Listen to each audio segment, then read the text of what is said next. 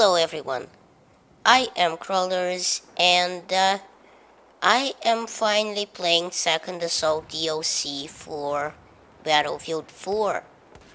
Now, I say finally because when Second Assault came out, I had a ton of trouble, PC trouble on that day, and I couldn't get to play till the very evening, and I was raging. I was raging a little bit. I'll admit that. So, well, it came about like this. Being a moron, I saw that my NVIDIA panel thing told me that I had a new driver update available. And normally I hate the GeForce Experience app, and I think it's bloatware and it just sits there in my startup, eating my resources and not doing anything meaningful. But this time though, I don't know what got into me and I clicked update. I usually just go to the NVIDIA site, but no, I had to do it the quick and easy way this time. So I guess I got what I wanted. I updated it and it installed and told me something couldn't launch. Well, fine, I think. I don't really like GeForce Experience anyway, so who cares if it launches, And then my computer just stopped responding. I mean, according to the task manager, NVIDIA Stream ate up all 12 of my gigs of RAM, and my Wi-Fi went out. Scary, I know. Screen went black, and I reset the whole thing, rebooted into the same cycle pretty much. All RAM was taken out, no internet, not responding. Rebooted to safe mode and restored the system, started Windows, and now Origin tells me that Second Assault isn't installed because I think because I restored the system. So I tried to repair Battlefield 4. I clicked the repair option, right? Which of course doesn't work. So I waste 2 hours re-downloading the entire game and the DLCs. And then same thing with the driver, and I reboot into safe mode and uninstall the driver and reboot again. And Windows installed the driver for the the video card, and same thing all over. Now depression pretty much sets in as I reboot trying to get to safe mode because the screen is unresponsive in Windows, and I can't do anything out of safe mode. And I can't get there now because now it tells me it needs to run ScanDisk. So, thankfully ScanDisk operation goes quickly because I have an SSD, but, and I get back to Windows and install the incredibly old video driver I had on a CD, which came like, 6 months or so ago, because, for some reason NVIDIA.com tells me there is no video driver available, and I don't even know what's up with that. So I try Battlefield 4, and it gives me an error and crashes on the old driver. Lucky me, right? So in the end I somehow managed to install the updated driver, and while it was running maxed out on my RAM, usage, I barely squeaked by and managed to uninstall the GeForce Experience through Control Panel, uninstall programs, before the PC hung itself again. Rebooted and working fine since then, I guess, and I was able to record some footage, but that was a waste of several hours I could have done without. Alright, so let's get back on topic. I uploaded a few Titanfall videos recently, even ran a pub with a few comrades, and had literal buckets of fun. And I'll upload these pub videos in a couple of days, but I'd gotten a couple of comments, understandably, asking me to play Second Assault. So, because it's the next great thing. So here I am playing some Second Assault and having a blast, I might say. And in this video, I just like to share a few things from each of the new, or rather old maps, I guess, that stood out to me, you know. And I won't be giving you reviews or walkthroughs of the maps, or even list all the Levolution events and all the switches, of which there are, you know, dozens, because most of my viewers already, I'm sure, have Second Assault themselves, and I'd just be making a fool of myself telling them about all the things that they already know. But, you know, here's my overall impression of Second Assault maps anyway. First off, I think this DLC is much better than China Rising was, because, as I'm sure you do, the maps just look awesome. They have this dark, grimy feel to them, especially Operation Firestorm. You know, there's a lot of smoke, everything is burning. They feel great running on Frostbite 3. You know, they have tons of smaller Levolution events, and there's a bunch of switches and buttons on every map, and many moving parts. And obviously the gigantic antenna that you can take down on Caspian border. So, you know, there's always something to do. Unlike China Rising, where it's just one big open space and nothing else. So, alright, here on Operation Firestorm, you have fires burning all over the place, and this will, by the way, this will hurt you if you step into them, so they're not just cosmetic. But they're also great cover for tanks and flags in Capture the Flag, because obviously tanks won't burn. Also, remember those huge garage doors on Firestorm in the big buildings, you know? Well, now they have switches, and they, you know, that can open and close them.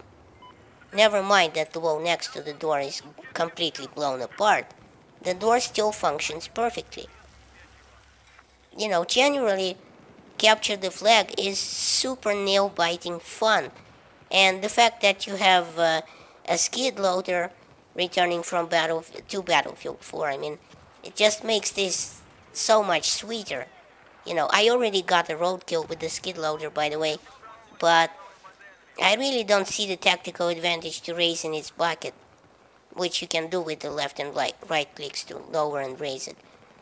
Except maybe to, you know, shield yourself from incoming bullets as you plow into a cluster of enemies.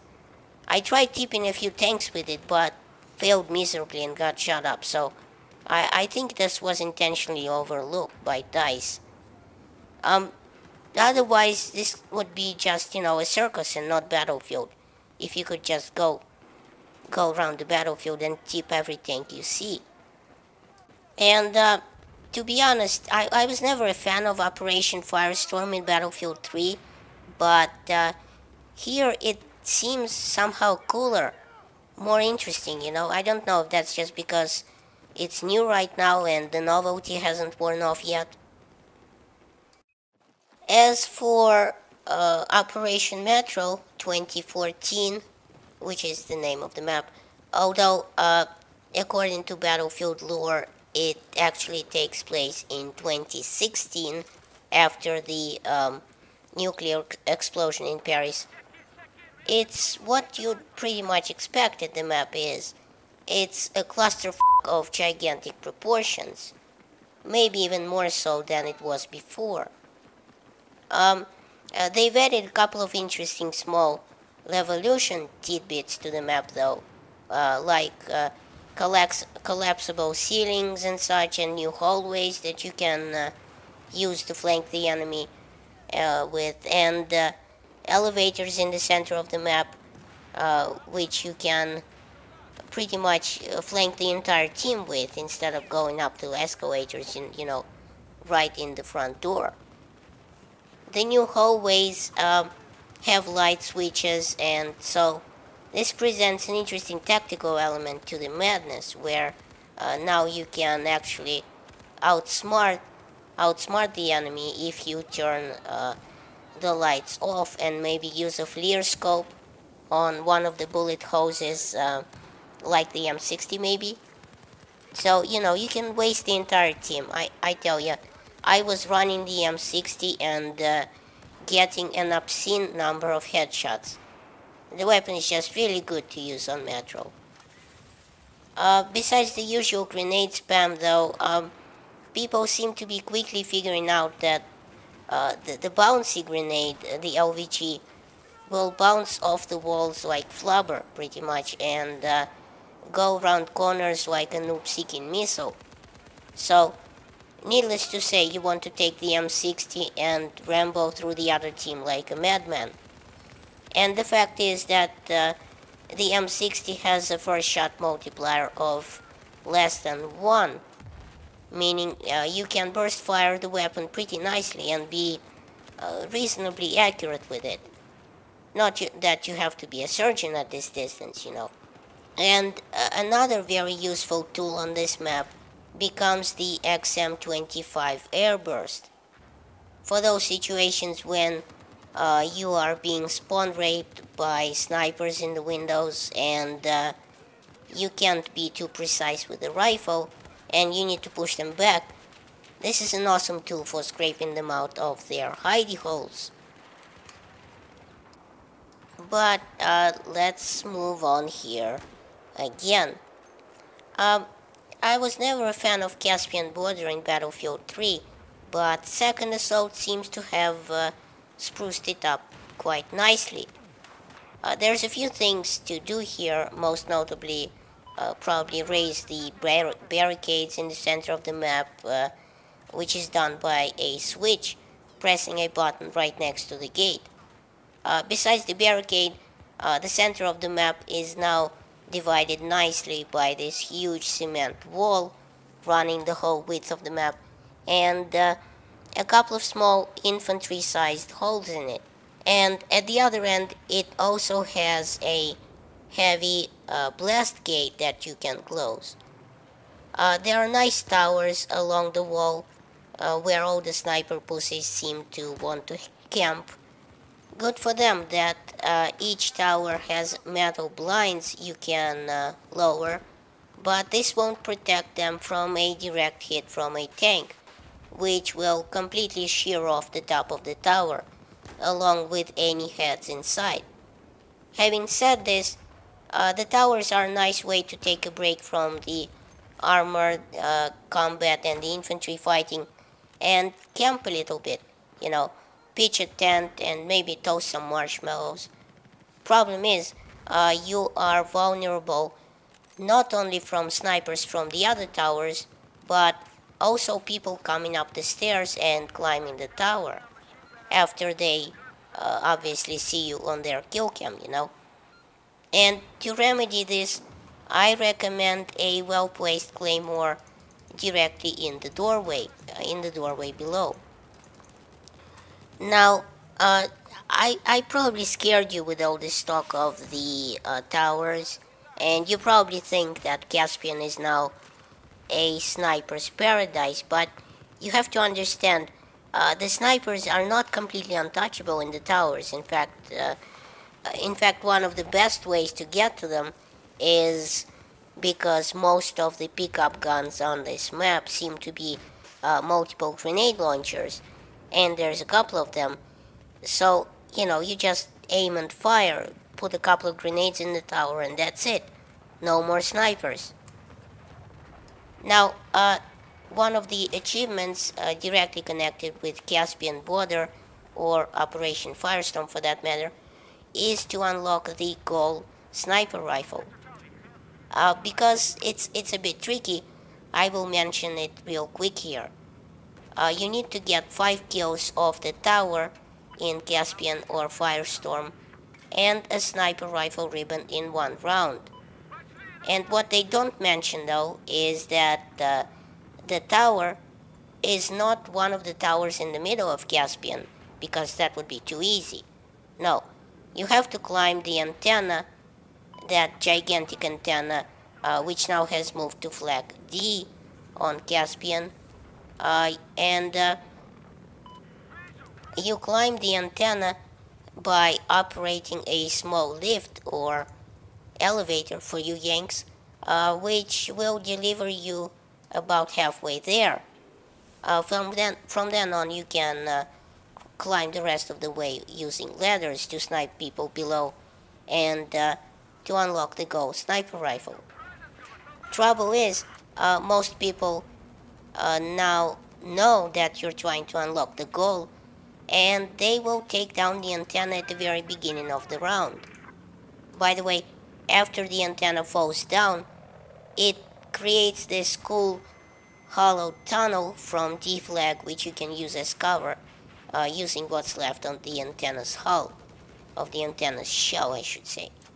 So, as I was saying, people will try to make it their life's mission to interfere with your climbing the tower, and take the tower down.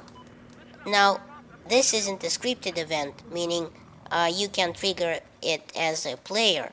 And to do this, you must go down to the server room right next to the antenna inside a small building and start a countdown timer, much like the one on Zavod 311. When the timer is started, a siren will go off, and you will be able to tell this even if you are on top of the tower at that moment in time. So, whenever you are enjoying a nice camp on top of the world and suddenly hear a siren, my advice is parachute directly down to the ground, storm the server room, kill anyone inside, and set a claymore in the doorway so it doesn't happen again. And this antenna, I think, because it's a big part of what Caspian is, and taking it down in the first 2 minutes of gameplay just isn't a nice thing to do.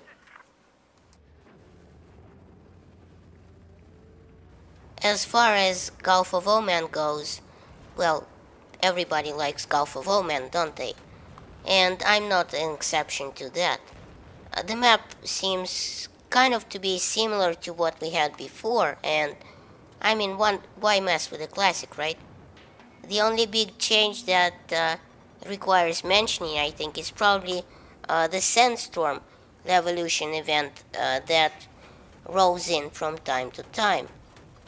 Now, the Sandstorm is scripted, so you cannot trigger it unless you are the big, all-powerful DICE developer in the sky who can remake the map as you see fit. And to be honest with you, I'm not a big fan of the Sandstorm. I mean, it lasts forever, namely 2 minutes, which in Battlefield time is 6 years, and it kills any spotting ability that you may have had otherwise. It also presents a ton of lagging problems and packet loss all over the place. I mean, shit. On the other hand, it looks really cool, and it makes all the shit and the leaves blow around the air, and most of the time you'll confuse moving trees with enemies sneaking up on you. Other people will start giving you strange looks as you empty an entire mag at a moving bush.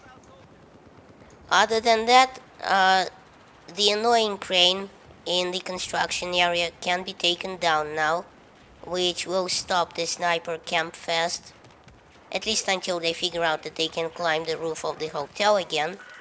And by the way, speaking of hotel, it got a couple of nice changes.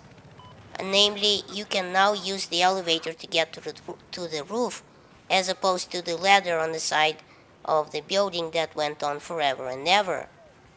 And the great thing is, the elevator music is from Battlefield 2, probably the greatest Battlefield game ever. And as soon as you get to the top floor, you will exit in this hallway where you will be met with a prone camper usually, or a well-placed claymore. And then you can head on up to the roof where your reward will be a Chinese 50 cal for your troubles.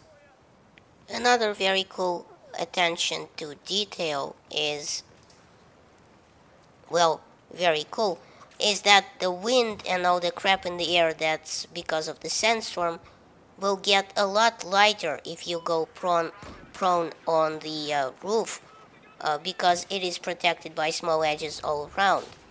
So you can really appreciate the attention to detail here. It's a lot of fun. And of course, who could forget the skid loader, which, as I mentioned earlier, now has a movable bucket in the front, so you can raise or lower it with left and right clicking respectively. It will still sit 3 people, just as it did before, and if you have no one sitting in the bucket in front of you, you can raise it to have a little bit of cover from infantry shooting into the cabin, I guess. Now, before I close out this video, I'd like to mention the set fire to the rain, the grass achievement here. To the fire starter, to get the fire starter camos, you need to start 5 fires in second assault maps. And some people do not know how to do this yet. It's kind of not obvious in that way. Well, to set a fire, you must first find a patch of a special kind of yellow dry grass. You can use a torch or a barrel on some maps to explode it. Just hold the left mouse button and it should start burning. And you'll find this out by a nice smell of something cooking. And when you look down, you'll see that it's your feet. Then if you are lucky enough to escape this blazing inferno, you should see that the grass should start smoking and eventually catch fire and slowly burn out a patch in the ground and kill whatever was on it. And by the way, the grass should regrow in a little while, so it should be able to be done again. So that's it for the info. Thanks for watching. Please rate and share this video as it helps my channel grow. Check out my other videos at the end of this one. And remember, in Soviet Russia, YouTube subscribes you.